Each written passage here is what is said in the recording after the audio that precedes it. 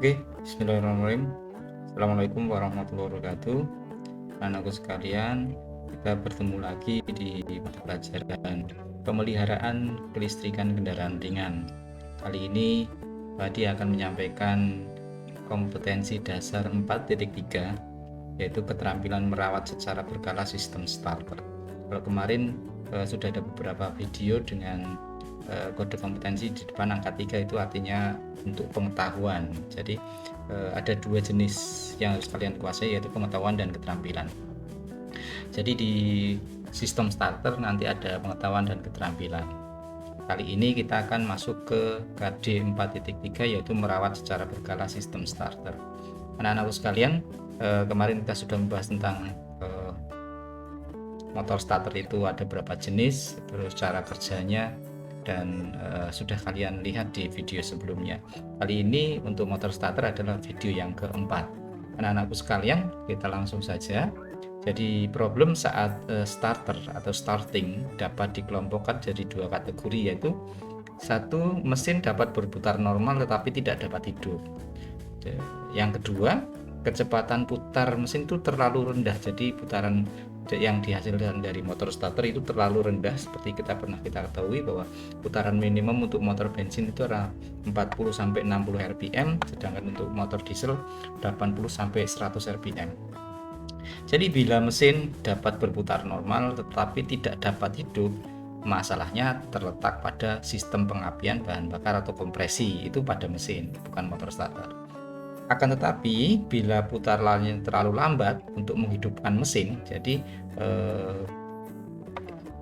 mesin itu berputar awal itu tetapi terlalu lambat di bawah putaran minimum, maka permasalahannya terletak pada sistem starter. Akan tetapi tidak menutup kemungkinan juga problem pada mesin itu sendiri, gitu ya. Seperti kita ketahui, pada temperatur yang sangat rendah itu diperlukan momen yang jauh lebih besar untuk memutarkan mesin, karena ini disebabkan oleh viskositas minyak pelumas mengental kalau di suhu yang rendah, gitu ya. Jadi memeriksa starter perlu kecermatan pada kondisi asal masalah timbul, ya, untuk membantu Anda menentukan lokasi sumber masalah dengan tepat, ya. Jadi kita perhatikan dulu gambar berikut untuk pemeriksaan pada awal start pada sistem starter, ya. Anda dapat melihat dua sirkuit, satu motor starter dengan relay yang sebelah kanan, ya. Saya tunjukkan, ini adalah motor starter dengan relay, ya. Yang sebelah kiri motor starter tanpa relay. Jadi ini biasanya yang ada neutral start switch itu untuk kendaraan dengan transmisi otomatis. Yang ini untuk kopling sistem starter, gitu ya. Jadi kita lanjutkan. Bila terpikir bahwa penyebab gangguan tidak terletak pada mesin melainkan pada sistem starter, maka pertama-tama periksalah apakah tegangan yang diberikan pada motor starter normal atau tidak dengan motor starter terpasang pada kendaraan.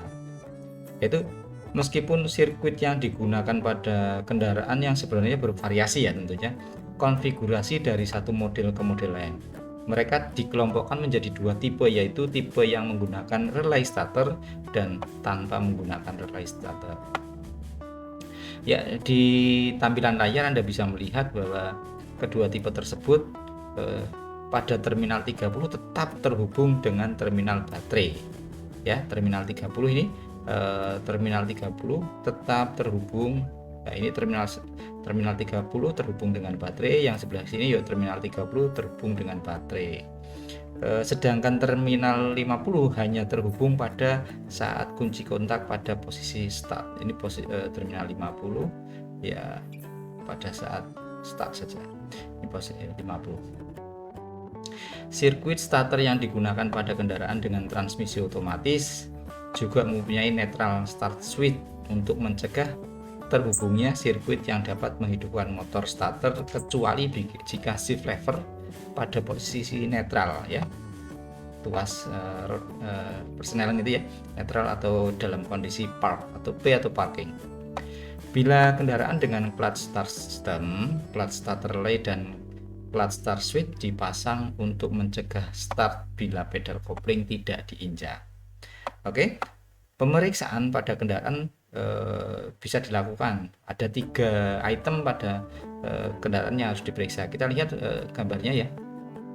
Jadi pemeriksaan pada kendaraan itu ada 3 item yang harus diperiksa, yaitu memeriksa tegangan terminal baterai. Jadi terminal baterai itu kita periksa dengan voltmeter, terus memeriksa tegangan pada terminal 30. Ini terminal 30 dihubungkan sama bodi ya, satu pada terminal 30, satu pada bodi. Terus yang pemeriksaan tegangan terminal 50, tegangan terminal 50 ya, satu dihubungkan pada terminal 50, satu dihubungkan pada bodi starter maksudnya. Oke, apabila pemeriksaan pada kendaraan telah menemukan bahwa motor starter harus dilepaskan dari kendaraan dan harus dioverhaul, maka sebelum mulai membongkar motor starter, pertama-tama secara kasar dianjurkan untuk menentukan sumber masalah gangguan dengan cara tes kemampuan. Nah, tes kemampuan ini mencakup 4, yaitu tes pull-in coil, tes hole-in atau hole-in coil, yang ketiga tes kembalinya pinion, yang keempat tes tanpa beban. Mari kita mulai dengan tes yang pertama, yaitu tes pull-in coil atau tes pull-in gitu ya. Oke, tes pull-in ya.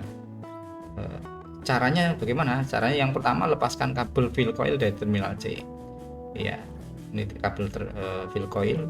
Terus yang kedua, hubungkan baterai ke magnetic switch seperti pada gambar ini. Baterai ya, yang positif kita hubungkan ke terminal 50, yang negatif body sama terminal C ya. Oke. Terus diperiksa apakah pinion bergerak keluar. Pinion itu pinionnya di sini ya. Pinionnya di sini bergerak keluar. Bila pinion gear tidak bergerak keluar, periksa kerusakan pada pull-in coil. Kemungkinan punyer juga macet atau ada penyebab lain di sini ya. Oke, kita lanjutkan pada pemeriksaan hole-in coil atau pemeriksaan hole-in. Hole itu artinya menahan gitu ya. Hole-in coil, hole itu dengan menghubungkan baterai seperti pada gambar, udah kelihatan ya.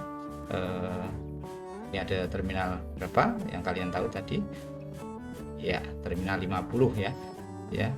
Dengan menghubungkan baterai seperti pada gambar dan pinion keluar, lepaskan kabel negatif dari terminal C. Jadi ini negatif, awalnya terhubung C, terus dilepaskan. Periksa bahwa pinion tetap keluar, pinion di sini, pinion gear ya, pinion itu tetap menyembul ke sana, tetap keluar. Bila pinion gear tertarik masuk, jadi bila pinion mundur ke sini masuk, periksa kerusakan pada hole-in coil, masa hole-in coil yang kurang baik atau kemungkinan penyebab lain. Oke, kita lanjutkan tes yang ketiga, yaitu kembalinya pinion. Kembalinya pinion. Nah, ini gambar ini tes kembalinya pinion. Langkahnya yaitu lepaskan kabel negatif dari switch body. Ya, kabel negatif dari switch body. Jadi ini dari body ini dijepitkan terus kita lepaskan. Lepaskan kabel negatif dari switch body dan periksa bahwa pinion tertarik masuk. Pinionnya langsung masuk ya. Bila pinion gear tidak tertarik, periksa return spring, kemungkinan telah lemah. Return spring adalah pegas pembaliknya ada di magnetic switch. Kemungkinan juga plunyer macet atau kemungkinan yang lain. Oke, kita lanjutkan pada tes pemeriksaan celah pinion. Setelah pemeriksaan sebelumnya, kita langsung ke pemeriksaan celah pinion. Ini hanya untuk tipe konvensional ya, tipe konvensional. Yang pertama adalah lepaskan hubungan baterai dari magnetic switch seperti pada gambar ya, dilepas. Yang ini ya, sebelah kiri. Terus gerakan pinion gear ke arah armatur untuk menghilangkan renggang atau celah. Ini diarahkan ke sana. Terus ukurlah celah antara pinion gear dengan stop collar. Gambarnya seperti ini. Celahnya berapa? Celah standarnya adalah 0,1 sampai 0,4 mm. Oke, Kita lanjutkan pada tes yang terakhir, yaitu pemeriksaan tanpa beban, tes atau tanpa beban. Yang pertama, pastikan ikat motor starter pada ragum atau penjepit lain dengan kuat gitu ya. Terus yang kedua, hubungkan kabel fill coil ke terminal C. Fill coil itu di sini berhubungan dengan terminal C. Pastikan bahwa kabel tersebut tidak berhubungan dengan bodi starter, bodi ya.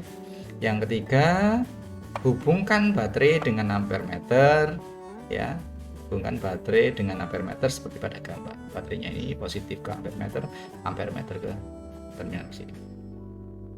Periksa bahwa baterai berputar dengan lembut ya, dan pinion bergerak keluar. Yang kelima, periksa bahwa ampere meter menunjukkan arus sesuai spesifikasi pada umumnya. Paling tidak ya sekitar 50 ampere pada tegangan 11 volt. Tapi lebih tepat Anda bisa melihat pada buku manual.